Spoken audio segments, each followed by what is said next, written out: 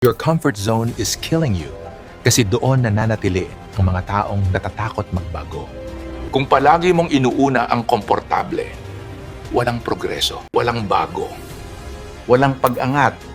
Dahil ang comfort zone, yan ang lugar na walang growth.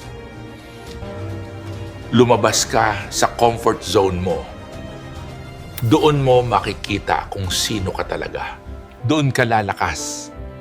Doon ka uunlad. At doon magsisimula ang totoong tagumpay. Comfort zone. Ito yung punto sa buhay mo na sobrang sarap ng lahat. Yung mga bagay na dati mo pinapangarap lang, ngayon nararanasan mo na. Nakakain mo na yung gusto mo. Nakakahiga ka na sa komportableng kama. Mga gamit na meron ka ngayon na dati hinihiling-hiling mo lang. At totoo naman, pinag-arapan mo yon at pinagdasal mo sa mahabang panahon. Kaya natural lang na i-enjoy mo yan. Pero minsan, kahit maganda ng sitwasyon mo, may maliit na boses sa isip mo na nagtatanong, ito na ba talaga?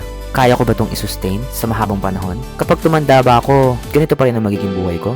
Oo, ito yung isa sa pinakamasarap na lugar na mararanasan mo sa mundong to. Pero sa kabilang banda, ang comfort zone mo ay pwede mo ring maging danger zone.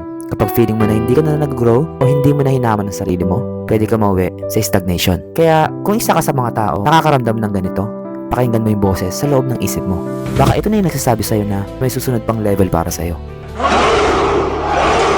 Pwede mo itong i-apply sa fitness journey mo, sa career mo, o sa personal growth mo. Kung alam mong kailangan mong pagdaanan ng hirap, para lang ma-reach mo ang best version ng sarili mo, huwag ka matakot na gawin yung mga bagay na hindi mo pa natatry.